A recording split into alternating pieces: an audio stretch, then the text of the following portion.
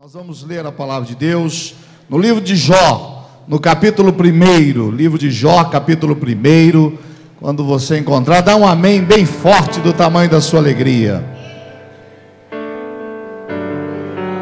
Jó, capítulo 1. Glória a Deus. Vendo o pastor Machado, nossa querida irmã Gilda, retornando de uma viagem. Estava frio lá no Rio Grande ou não? Não. Calor. Então vocês vieram trazer o frio para nós, né? Sejam bem-vindos, é bom vê-los aqui de novo. Deus abençoe, em nome de Jesus. É bom ver os irmãos aqui na presença de Deus. Livro de Jó. Houve um homem chamado Jó, capítulo 1. Diz assim: houve um homem na terra de Uz, cujo nome era Jó, homem íntegro e reto, temente a Deus, e que se desviava do mal. Nasceram-lhe 7 filhos e 3 filhas. Possuía 7.000 ovelhas, 3.000 camelos, 500 jumentas juntas de bois e 500 jumentas. Era também muito numeroso os empregados ao seu serviço, de maneira que este homem era o maior de todos os homens do Oriente.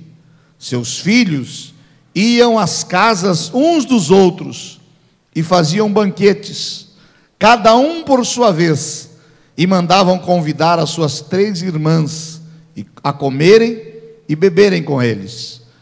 E decorrido o turno de dias de seus banquetes, chamava Jó a seus filhos e os santificava. Levantava-se de madrugada e oferecia holocaustos segundo o número de todos eles, pois dizia: também talvez tenham pecado os meus filhos e blasfemado contra Deus em seu coração.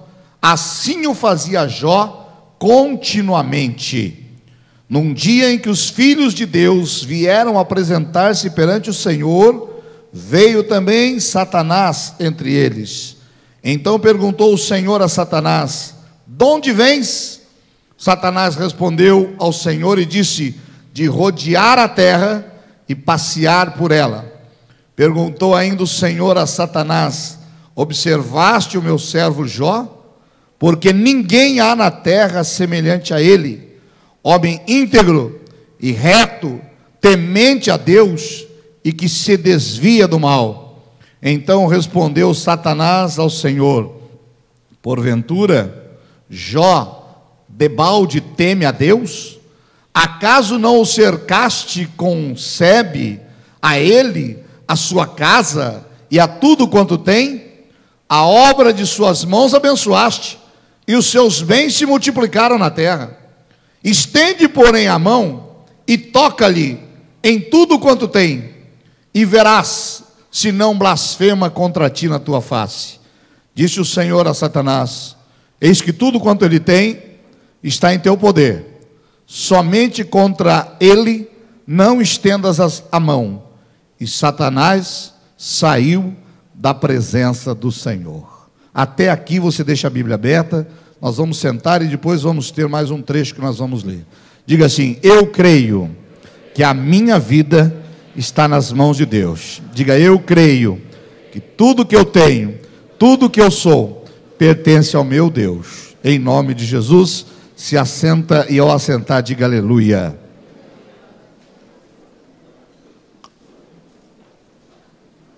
Pode deixar a Bíblia aberta, irmãos. Nós lemos aqui, alguns já conhecem essa história, alguns já viram pregações, histórias sobre este homem chamado Jó. Um homem diferenciado, um homem diferente. A Bíblia relata a história de Jó, e este capítulo que nós lemos aqui mostra um homem íntegro, um homem sem defeitos, sem pecado, sem mácula. A Bíblia diz que Jó era, em primeiro lugar, Jó era um homem rico. Deus tinha abençoado a obra das mãos dele, e relata o que ele possuía. Se fosse nos dias de hoje, transferindo para os dias de hoje, seria: Jó tem uma casa num condomínio, Jó tem carros importados, Jó tem um emprego maravilhoso, Jó tem um jatinho, Jó tem muito dinheiro no banco. transferindo para a linguagem de hoje. Na linguagem de antigamente Jó tem 500 bois, tem jumentos, Jó tem diversos empregados, Jó tem filhos e filhas. A Bíblia diz que Jó era tão cuidadoso com as coisas de Deus, que ele tinha 7 filhos e 3 filhas, e que eles se revezavam em fazer banquetes na casa um do outro. E quando convidavam as suas irmãs, 3 filhas de Jó, e quando terminava o ciclo das festas, Jó era tão zeloso com a obra de Deus, com a presença de Deus, que quando terminava, Jó se fechava em fazer sacrifícios pelos filhos, dizendo: quem sabe, porventura, talvez os meus filhos cometeram algum pecado que eu nem sei, então eu vou me sacrificar, vou fazer sacrifícios para que os meus filhos... A Bíblia diz que Jó se santificava pela sua família. Quem sabe os meus filhos não tenham cometido os pecados e eu vou pedir perdão a Deus. Ele se antecipava no pedido de perdão a Deus. Assim era Jó. E a Bíblia nos dá uma demonstração, irmãos, de algo espiritual que acontece no céu. A Bíblia diz que os anjos estão na presença de Deus, que neste mundo existem anjos que nos guardam, nos protegem, que nos abençoam a serviço do Pai, a serviço de Deus. Esta igreja não ora para anjo. Ah, meu anjo vem aqui, anjo tal. Há uma doutrina, né? A angiologia hoje em dia. Ah, o seu anjo da guarda se chama não sei o que, o seu outro anjo se chama isso. Nós não oramos para anjos. Nós não dirigimos a nossa oração a anjos. Jesus disse: tudo que pedirdes ao Pai. A nossa oração é sempre direcionada ao Pai, a Deus Pai. Jesus disse: tudo que pedirdes ao Pai, em meu nome. Em nome de quem? Em nome de Jesus. Eu não oro em nome do pastor Jefferson, em nome da igreja, em nome do irmão. Eu oro a Deus, em nome de Jesus. Quando nós oramos, dizemos: Senhor, abençoa. Pedimos, Pai, a tua bênção, a tua graça, a tua direção, em nome de Jesus. Jesus disse: ninguém vem ao Pai a não ser por mim. O único caminho para chegarmos ao Pai é através de Jesus. Então não oramos a anjos, não oramos a outros deuses, não pedimos a alguém que já possa ter passado e ser um exemplo. Eu não conheço uma mulher mais virtuosa do que a minha mãe. Eu não tenho dúvidas que a minha mãe está na presença de Deus. Eu não tenho dúvidas que a minha mãe, que já partiu, uma mulher virtuosa, crente como eu nunca vi alguém, eu não tenho dúvidas que ela está na presença de Deus. Mas eu não vou orar a minha mãe, porque ela não é intercessora. Minha mãe não deu a vida pela humanidade, a minha mãe não morreu pela humanidade. Quem morreu foi Jesus. Então, o direcionamento da sua oração, quando você dobrar o joelho, ainda que você não saiba fazer uma oração com palavras bonitas, o direcionamento da sua oração é: Pai, em nome de Jesus. Pai, eu estou saindo de viagem. Senhor Deus, eu estou saindo de viagem. Em nome de Jesus eu te peço, me guarda, me protege, não deixa que nada de ruim me aconteça, né? Então sempre que você vai orar, ore ao Pai, em nome de Jesus. Eu fico imaginando aqui a oração de alguns crentes, né? Às vezes a gente tem alguma oração que é até meia diferente, mas eu creio que Deus atende, né? Nós temos um irmão nosso aqui que é lutador de MMA, né? Cadê o Pitbull? Cadê? Tá ali o Pitbull, né? Sábado retrasado, né? Não ontem, no outro, enfrentou uma luta lá, disse na porta: pastor, ore por mim, pastor. Ore para que eu quebre a cara do outro. Ore para que eu arrebente com ele, né? Ora, é a necessidade dele. Pai, em nome de Jesus, que eu arrebente a cara dele, né? Porque é o esporte que ele pratica. Como alguns que vão praticar algum tipo de esporte e a Bíblia diz: seja tudo conforme a tua fé. Acho que ele está com uma fé muito grande, porque ele realmente arrebentou o outro lá, né? Mas as orações, as nossas orações, tem que ser ao Pai, em nome de Jesus. Vocês estão entendendo isso? Diga amém, Jesus. Quem está entendendo isso? Então nós não dirigimos oração a anjos. Agora veja que a Bíblia diz que os anjos estão sempre na presença de Deus. E essa história que nós lemos confirma isso. que os anjos estão diante do Pai, prestando relatório. Olha, Senhor, lá no Parque São Bento, no culto, tal pessoa, né, estão prestando relatórios. E no meio dos anjos vem um espírito mau, vem Satanás, o adversário das nossas almas, aquele que a função dele registrada em carteira é tentar, é tentador, é aquele que foi criado perfeito, era um anjo também, mas se voltou contra Deus. Satanás era, irmãos, um dos principais anjos do céu, era um querubim, era uma classe de anjo, como se fosse um general, era alguém que cuidava da área do louvor no céu. Mas um certo dia ele cresceu tanto, ele louvava tão bonito, ele era tão formoso, que no coração dele, ele achou que poderia tomar o trono de Deus, e houve uma revolta no céu, e milhares de anjos reunidos se revoltaram. 1/3 dos anjos do céu, 33%, seguiram a Satanás. Eu imagino que se fosse uma igreja, Deus reuniu a sua igreja, Deus, um pastor maravilhoso, um pastor bom, um pastor que pregava bastante, né? Tem gente que acha que o pastor Jefferson prega razoável. Imagine Deus. Tem gente que acha que o nosso louvor é bom, e eu também acho que o nosso louvor toca o coração de Deus. Imagine o louvor no céu, os anjos cantando, vozes, né? E agora a Bíblia diz que se fosse uma igreja, Deus reúne a igreja e diz assim: olha pessoal, este endemoniado aqui, ó, Satanás, que o nome original era Lúcifer, que quer dizer anjo de luz, foi criado Lúcifer, se tornou Satanás depois. Então Deus chamou e disse: ó, Lúcifer aqui, o dirigente do coral celestial, o querubim consagrado, né? Lógico que não foi assim pacífico como eu estou falando, houve uma guerra, houve uma rebelião. Toda rebelião ela não é assim, ah, viu, quem quiser vai, quem não. A rebelião começa no coração.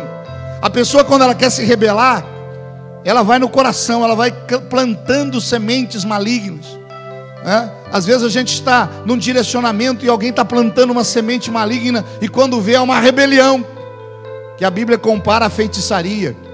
E a Bíblia diz que 1/3 dos anjos do céu seguiram a Lúcifer, que se tornou Satanás. Estes anjos que seguiram se tornaram demônios. Se você ver na palavra, você vai ver Jesus expulsando demônios, você vai ver demônios tentando agir. Eles estão no mundo espiritual, eles não podem agir neste mundo, a não ser que tenha um corpo. O espírito maligno não pode agir aqui, a não ser que haja um corpo que se abra para recebê-lo, voluntária ou involuntariamente. Alguns invocam, outros são abertos espiritualmente e os recebem, trazendo para a sua vida toda sorte de males, desgraça, doenças, enfermidades, miséria, maldição e outras coisas mais. Satanás, este que é o chefe do bando, vai lá se apresentar junto com os anjos. E quando Deus vê Satanás, pergunta a ele: de onde é que você vem, Satanás? E ele diz: eu venho de passear pela terra, de rodear, né? Passei lá pelo Parque São Bento, passei por Sorocaba, passei pelo Brasil, passei pelos Estados Unidos, estava rodeando, não tinha nada que fazer, passei, estava olhando. E Deus pergunta para ele: você viu, Satanás, meu servo Jó? Você viu como ele me serve? Você viu como ele é temente? Você viu como ele é zeloso? Você viu como ele é um homem íntegro? Deus começou a elogiar Jó.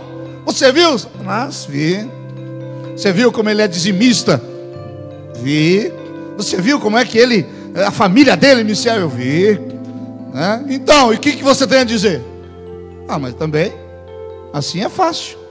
Ele é um homem que tem tudo, ele é um homem rico, ele é um homem cheio de vida, cheio de saúde, tem filhos bonitos, tem uma esposa do lado. É fácil servir a Deus assim. É fácil te servir assim, Senhor. Eu quero ver se ele perdeu o que ele tem. Eu quero ver se ele perder os bens, se ele perder o carro importado, se ele perder a casa. Eu quero ver se ele perder os filhos, a esposa. Eu quero ver se ele perdeu o emprego. Eu quero ver se ele perder o que ele tem, se ele vai continuar te servindo. E Deus então, irmãos, conhecendo o coração de Jó, Deus conhecendo a firmeza de Jó, porque preste atenção, a Bíblia diz que Deus não permitirá que venha uma provação sobre a minha vida maior do que eu possa suportar. Eu sou um homem muito provado, eu sou um homem que passa por muita luta. Vocês estão olhando para um homem aqui que passa por guerras que vocês não imaginam. Eu conheço irmãos que passam por provas que talvez outros não suportariam, mas Deus não permitirá que haja sobre a tua vida uma luta maior do que você possa suportar. Preste atenção, esta é uma palavra de encorajamento a você. Se você está enfrentando uma luta hoje, que você acha que é grande, seja na família, seja na área financeira, seja na área sentimental, seja na mente, seja onde for a luta que você está enfrentando, você tem a garantia que você pode vencer, porque Deus não permitirá que venha sobre a tua vida uma luta maior do que você possa suportar. Deus não permitirá. Diga: eu creio no que diz a Bíblia. Não virá luta maior do que a minha fé possa suportar. Este campo é importante você entender isso. É importante. Deus não vai permitir, irmão, que você seja tentado além do que você pode suportar. E quando Satanás pede para tentar a Jó, Deus diz: pode tocar em tudo que ele tem, só não vai tocar nele. Você só não vai tocar na saúde, no físico dele, mas pode tocar em tudo que ele tem. E a Bíblia diz no capítulo seguinte, se você ler, você vai ver que os filhos de Jó estavam reunidos, comiam, bebiam na casa do irmão mais velho. Veio um mensageiro a Jó e lhe disse: os bois lavravam, as jumentas pastavam com eles. De repente deram sobre eles os inimigos e os levaram, e mataram aos servos a fio da espada. Só eu escapei para trazer a notícia. Falava ainda este a Jó, quando veio outro, e disse: fogo de Deus caiu do céu, e queimou as ovelhas e os servos, e os consumiu. Só eu escapei para te trazer a notícia. Falava este ainda, quando veio outro, e disse: dividiram-se os caldeus em 3 bandos, e deram sobre os camelos e os levaram, e mataram aos servos a fio da espada. Só eu escapei. Também este falava quando veio outro e disse: estando os teus filhos e tuas filhas comendo e bebendo na casa do irmão primogênito, se levantou grande vento do lado do deserto, e deu nos 4 cantos da casa, a qual caiu sobre eles, e os seus filhos e filhas morreram. Só eu escapei para te trazer a notícia. Jó estava falando 4, 5 notícias de desgraça, uma atrás da outra, e sempre alguém escapou para trazer a notícia. Olha, você acaba de perder o seu carro, Jó. Veio um vento, caiu uma árvore, e o seguro estava atrasado, não tinha seguro. Jó, deu perda total. Ó Jó, a casa que você tinha, a mansão lá, não sei o que aconteceu, mas deu um terremoto e a casa caiu. E os servos empregados que você tinha estavam dentro, morreram todos. Uma notícia atrás da outra, e sempre escapava um para trazer a notícia. Interessante como sempre tem alguém para trazer a notícia ruim para a gente, né? Sempre escapa um para trazer a notícia ruim, né? Você nem está esperando, vem alguém para te trazer a notícia. A Bíblia diz: não te apresse os seus pés a levar as notícias ruins. Não seja você aquela pessoa que gosta de levar as notícias ruins. Tem gente que se apressa. Você viu a última? Você viu o irmãozinho? Você viu o que aconteceu com o fulano? Você viu? Eu sabia. A Bíblia diz: não apresse os teus pés, livro de Provérbios, a levar as notícias ruins. Eu tenho comigo uma filosofia: sempre que você for dar uma notícia, se for inevitável você dar uma notícia a alguém, se ela for boa, dê à noite. Se ela for ruim e puder esperar, e você tiver que dar a notícia, dá no dia seguinte. Porque se você recebe uma notícia meia-noite ruim, você vai passar a noite sofrendo, sem poder fazer nada. E às vezes você poderia esperar para dar aquela notícia de manhã. Jó de cada desgraça com os filhos, com o alimento, com os bois, tudo ele foi perdendo, tudo. Um homem que num dia era rico, dormiu rico, acordou no outro dia sem nada. Cada um sobrava alguém para contar: olha, as filhas morreram, olha, os bois morreram, olha, você perdeu o carro, olha, o oficial de justiça veio aqui, entregou a intimação, a casa já era. Ó, teu emprego, você chegou lá, já avisaram que você foi mandado embora sem direito a nada, porque a firma faliu e não vai te pagar os teus direitos. As notícias ruins acontecem na nossa vida. Infelizmente, acontecem na nossa vida notícias ruins. E cada um vinha trazer uma notícia pior que a outra. Qual foi a atitude de Jó quando recebeu todas essas notícias? Muitos de nós talvez, começaria a falar coisas, blasfemar.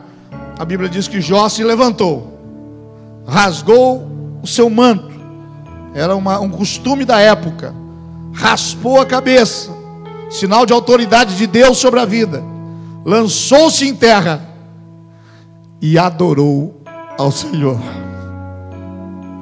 Rasgou os vestes, se levantou, rapou a cabeça, dobrou os joelhos e adorou a Deus. Capacidade de adorar a Deus no momento da dor, no momento da desgraça, no momento da tragédia. Capacidade de adorar a Deus quando a notícia não é boa, quando a notícia não é aquilo que eu esperava. Capacidade de adorar a Deus, irmãos, quando nem tudo vai do jeito que eu quero, quando nem tudo vai do jeito que eu espero. Jó tinha esta capacidade, difícil, complicada, mas ele tinha. E ele abre a sua boca e ele declara e diz: eu saí do ventre da minha mãe nu, sem nada, não trouxe nada neste mundo. O Senhor me deu tudo, e agora o Senhor tomou de mim. Bendito seja o nome do Senhor. Em tudo isto, Jó não pecou, nem atribuiu a Deus falta alguma. Jó capítulo 2, verso 21. Oh, meu irmão, eu não creio que haja Jós. Eu não tenho o espírito de Jó ainda. Já melhorei muito. Já fui uma pessoa impulsiva, que quando acontecia algo eu abria a boca e: Senhor, por quê? Meu Deus, o que eu fiz? Já melhorei muito. Não tenho. Para chegar a Jó, ainda falta muito. Mas nós não podemos desistir. Nós não podemos ser pessoas que acreditam a Deus as desgraças. Quando as coisas são boas, às vezes nos esquecemos de glorificar a Deus.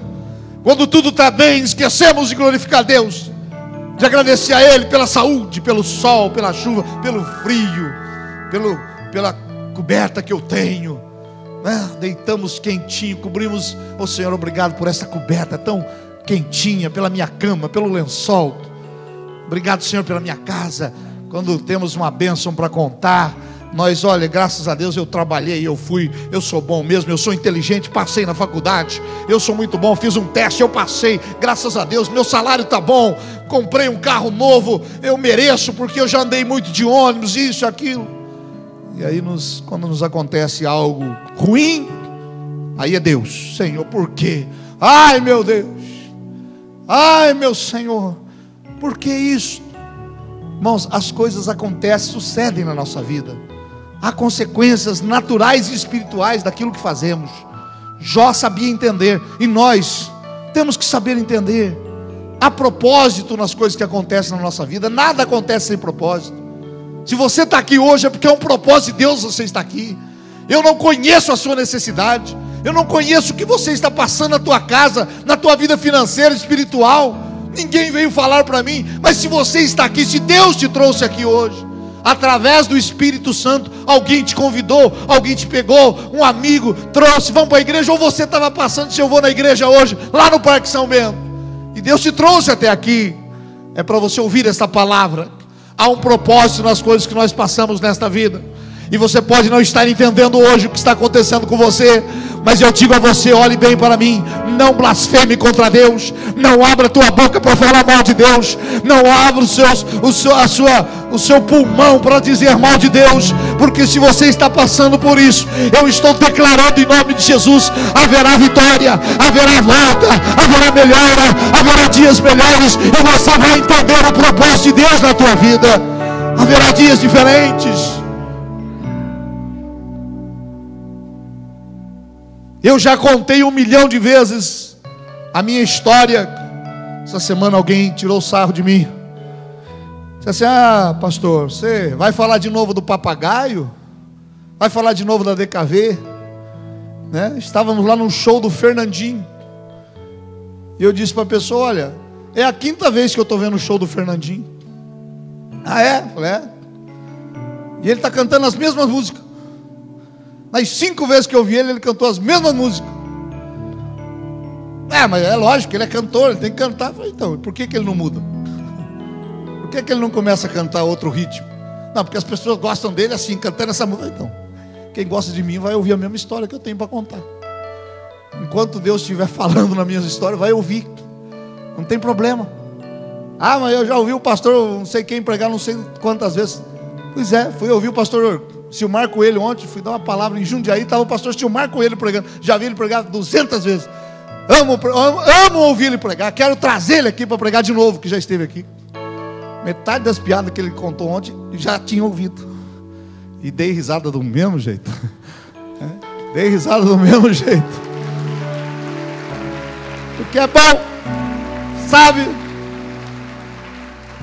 Eu digo isso porque às vezes tem gente que não ouviu. E eu gosto de contar essa história, irmãos, de provação. Porque já passamos. Talvez a pessoa olhe hoje para o deputado Jefferson Campos, de Brasília. Olha, o deputado Carlos César é cunhado dele. E às vezes a pessoa se esquece de ver por onde você passou. Que nós chegamos nessa cidade aqui, irmãos, e o pastor Zarias, meu pai, sempre teve um grande sonho de ganhar almas. Viemos de Ourinhos, veio para cá para ser pastor, entregou a igreja que ele tinha lá em Salto Grande, cidadezinha perto de Ourinhos, construiu uma igreja bonita, deixou lá, veio cuidar da família. Um grande sonho de chegar numa cidade grande como essa e ganhar almas, e pregar o evangelho e batizar muita gente. São os ofícios pastorais. Pastor consagra criança, pastor consagra dízimo, pastor ganha almas, pastor batiza, dá santa ceia. São os ofícios pastorais que nós temos. Mas o primeiro ofício pastoral que meu pai, pastor, fez nessa cidade foi o ofício fúnebre da minha mãe. Foi enterrar a minha mãe. Foi o primeiro ato pastoral que ele realizou. Veio para ganhar almas, mas a primeira coisa que ele tem que fazer é um ofício fúnebre diante de um caixão, poucas pessoas que nos conheciam, enterrando aquela que era a sua companheira de 39 anos de idade.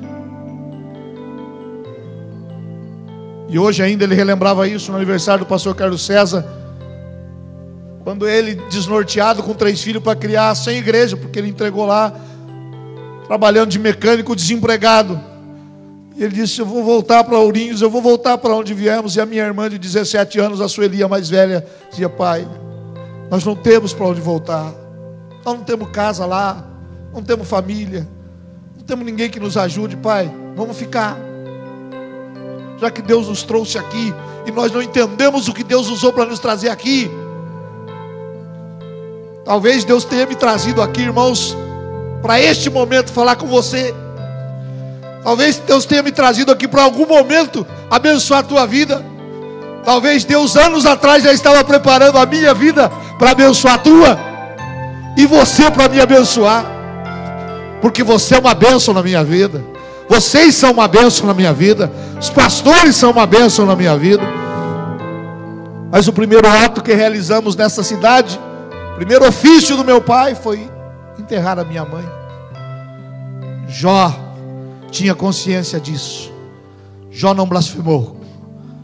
Satanás volta de novo à presença de Deus, e Deus fala para ele: está vendo? Você tirou tudo que ele tinha, e ele não blasfemou. Será que nós teríamos esta compreensão, irmãos, da nossa vida? Será que se Deus tirasse algo que você tem hoje, algo que tem importância para você, você teria a compreensão de glorificar a Deus, de adorar a Deus, e dizer: se Deus tirou de mim neste momento, é porque Ele sabe o que está fazendo, e porque eu terei algo melhor no lugar disso. Olha aqui para mim, será que nós temos a compreensão, se Deus tirar algo de nós, de saber e entender que Deus está tirando algo para o nosso bem, naquele momento? Eu imagino que Jó tinha esta compreensão, eu imagino que Jó tinha esta ideia, e ele diz isso, ele adorou a Deus no meio da angústia. Um dos segredos da vitória, adorar a Deus na hora da luta. Adore ao Senhor na hora da provação. É fácil adorar a Deus quando tudo vai bem, é fácil levantar a mão quando eu tenho um carro me esperando lá fora, quando eu tenho dinheiro no bolso, quando eu tenho uma casa boa para morar, quando eu tenho um emprego bom para ir amanhã ou depois do feriado. É fácil, qualquer um faz. Mas adorar a Deus na hora da luta é só para quem crê, é só para quem ama Jesus. E eu sei que se você está aqui nessa noite porque você ama Jesus, você pode amar o seu marido, sua esposa, você deve amar o seu marido, a sua esposa, você deve amar os seus filhos, você deve produzir bem no seu trabalho, você deve ser uma bênção onde você está. Tudo que é teu tem que ser feito com excelência. Faça com excelência. Eu tenho uma filosofia de fazer bem tudo que eu vou fazer. Tudo que eu quero fazer na minha vida, eu quero fazer bem. Quero que alguém olhe e diga: está bem feito. Nada meia boca. Por alguém que faz alguma coisa meia boca, né? Saiu o pedreiro de casa, mas não rejuntou a parede, não terminou pintura, não colocou o lustre, não acendeu a lâmpada, não fez isso, não.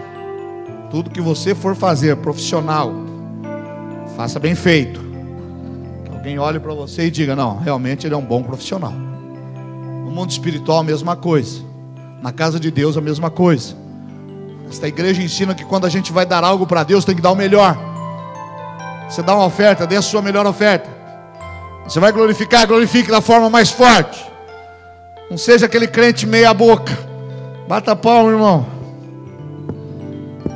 Diga aleluia. Aleluia. Diga glória a Deus. Glória a Deus. Poxa, esse culto não acaba mais. Oh, meu Deus. Não seja um crente meia boca. Diga para o seu irmão: não seja crente meia boca. Diga para o teu irmão, olha bem nos meus olhos e diz assim: não seja crente meia boca. Adorar na hora da dificuldade, cantar um hino de louvor, cantar um hino de adoração, segurar uma palavra que vai sair, que vai te condenar, falar coisas boas para a pessoa na hora da luta, na hora da dificuldade, lá em casa, ser uma pessoa centrada, ser uma pessoa equilibrada, a bênção do equilíbrio. Você tem que ter a bênção do equilíbrio, irmão.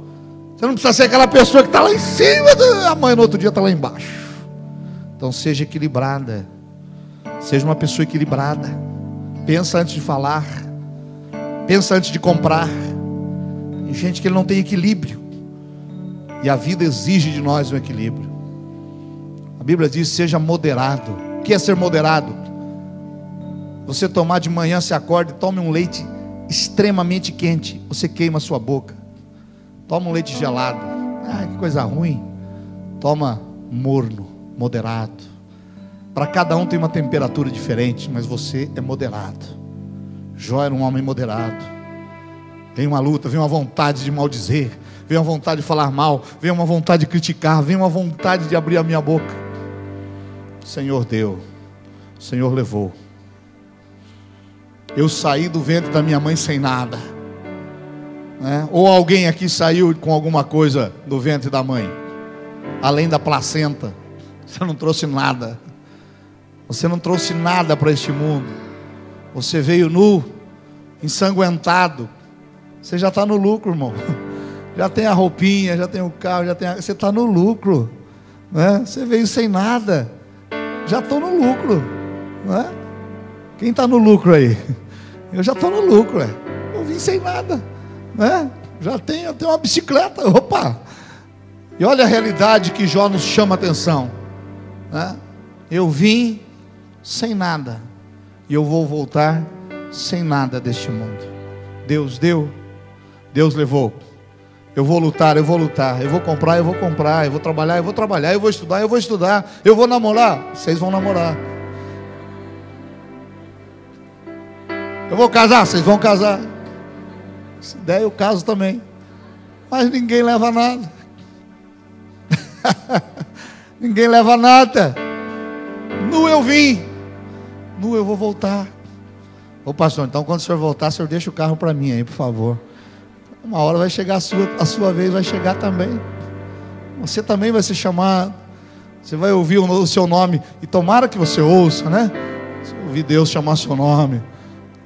Jefferson. Ô Senhor. Ei, meu filho. Deixa tudo aí.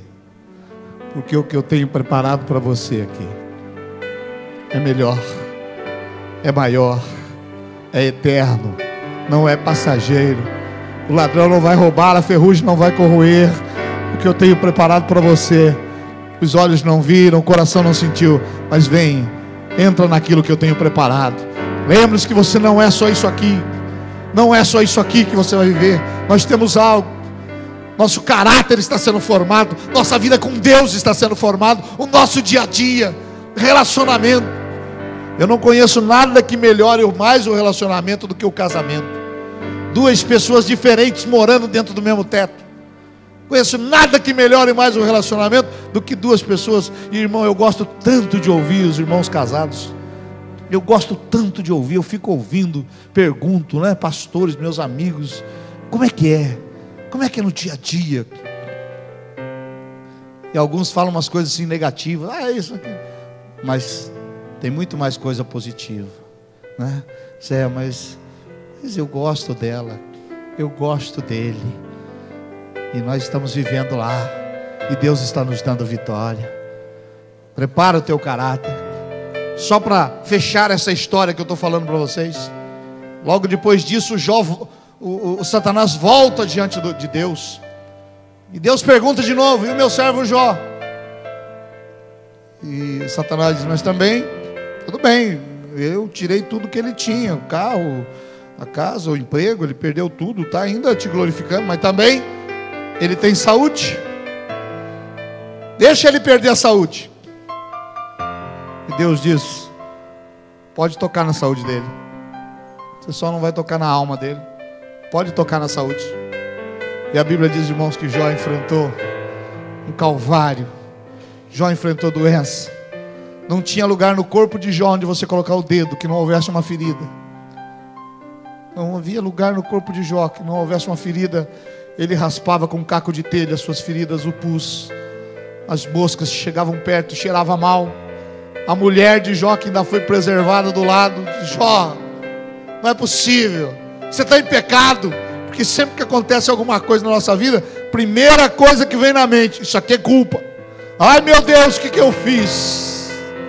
Eu pequei. E é bem verdade que o pecado nos traz consequências ruins. O salário do pecado é a morte. Mas nem tudo, né? Há provações que nós temos que passar. E a mulher do lado: vai Jó, você pecou, você adulterou, você falou mal de alguém, pode falar, confessa. E Jó, irmãos, orava, clamava: Deus sabe que eu não tenho pecado algum. Alguns acham que Deus nos trata consoante os nossos pecados. Hoje Deus não falou muito comigo porque eu estou em pecado. Hoje eu fiz uma prova e não passei porque eu estou em pecado. Eu hoje fui roubado porque eu estou em pecado. Fiz alguma coisa errada. E nem sempre. É claro que há consequências para o pecado, mas há provas. E Jó sabia que ele era íntegro. E mesmo tocando na saúde de Jó, ele não blasfemou. Isso dura, irmãos, todo o livro de Jó. Depois você pode ler na sua casa, até o capítulo 42, até o final, quando Deus diz: agora cessa. Até os amigos de Jó vieram lá e vieram de longe. Jó, fala aí, o que você fez? Fala para mim, qual é o seu pecado? que você cometeu? E Jó diz: eu não fiz nada. E lá no último capítulo, a Bíblia diz que Deus mudou a sorte de Jó. Deus disse: chega dessa provação. Quando ele orava pelos seus amigos, e Deus lhe deu o dobro de tudo o que ele antes possuía. Deus restituiu tudo quanto ele possuía. Deus lhe deu o dobro. Teve outros 7 filhos e outras 3 filhas. Fala o nome dos filhos. E depois disso, desta prova, a Bíblia diz que Jó viveu mais 140 anos, e viu a seus filhos e aos filhos de seus filhos, até a 4ª geração. Então morreu Jó, velho e farto de bens. Mas não ia viver Jó até os dias de hoje. Ele tinha o tempo determinado de vida como nós temos. Você pode estar passando pela prova, e a minha oração, irmãos, é que a sua prova termine hoje. Esta é a primeira oração: Senhor, que a prova deste meu irmão termine hoje, que ele saia daqui com a decretação da vitória, que ele saia daqui estampado no seu rosto, vencedor, que ele saia daqui dizendo assim: acabou a minha luta nesta área. Esta é a primeira oração que eu faço. A segunda oração que eu faço é: Senhor, se não for acabar hoje a prova dele, dá forças a ele para vencer. Dá forças a ele para permanecer de pé. Dá forças a ele para entender o teu propósito, e que haverá e há um Deus ao lado dele, lhe dando força. E ele, em determinado momento, Deus vai mudar a sorte. Deus vai virar o cativeiro, e aquilo que é maldição que alguém está lançando se tornará bênção na vida dele. A primeira oração é: Senhor, termina hoje a prova. A segunda oração é: Senhor, dá forças a essa pessoa para suportar esta prova. Porque pode ser uma prova que Deus está permitindo, e pode ser que acabe com a oração, mas pode ser que só vai acabar quando você entender aquilo que Deus tem para a tua vida. Pode ser que só vai acabar quando você entender. E olha, você que não está, pastor, não estou passando por prova nenhuma, minha vida está um céu de anil. Graças a Deus. Se fortaleça, seja como Jó, que quando estava tudo bem, ele glorificava a Deus, para que quando ele entra na prova, ele continue tendo a convicção de que Deus está com ele. Amém, meus irmãos? Eu quero orar pela igreja antes de ministrarmos a Santa Ceia do Senhor. Antes mesmo dos pastores perfilarem, eu quero orar por você. Eu não sei se a sua prova chega próxima da prova de Jó. Eu não sei nem se você está passando por isso, mas eu sei que Deus, Ele quer te fortalecer, Ele quer te abençoar, Ele quer ser o seu Deus, não só quando tudo está bem, mas também no momento da dor e da dificuldade. O nosso Deus está presente. Eu não sirvo a Deus pelo que Ele me dá, eu sirvo a Deus pelo que Ele é na minha vida. Eu não sirvo a Deus hoje pelo que eu tenho. Eu já servi a Deus quando eu não tinha nada. Eu não sirvo a Deus porque eu encosto um carro novo na porta da igreja. Eu servi a Deus quando eu andava de ônibus. Eu servi a Deus quando eu andava de fusquinha. Eu servi a Deus quando eu andava de bicicleta. Não é pelo que Ele me dá, é pelo que Ele é na minha vida. Ele é o meu Deus, Ele é o meu Senhor. Ele me dá paz, Ele me muda, Ele me transforma, Ele me ama. Ele me ama como eu sou, Ele me entende, Ele está comigo. E ainda que eu falha ou venha a falhar, o Senhor está comigo. Ele é a minha fortaleza, Ele é o meu Deus. Não me deixa sozinho. Posso estar aqui, posso estar em Brasília, posso estar em outro país, posso estar andando por esse país, Ele está comigo. Ele me ama, e eu amo porque Ele é meu Senhor. Eu optei em ser servo de Deus. Eu fiz uma opção na minha vida. Eu vou entregar a minha vida para Jesus, e o meu futuro está nas mãos dEle. Eu vou fazer o que me compete, mas eu sei que além das minhas forças está a força do Senhor meu Deus, aquele que nos ama, aquele que nos abençoa, aquele que nos dará com certeza tudo aquilo que nós precisamos, tudo aquilo na hora em que eu pedir. O Senhor me abençoará, o Senhor me dará. Bata palma com vontade, bata palma com coragem, aplauda ao Senhor, abra a tua boca e glorifique a Ele.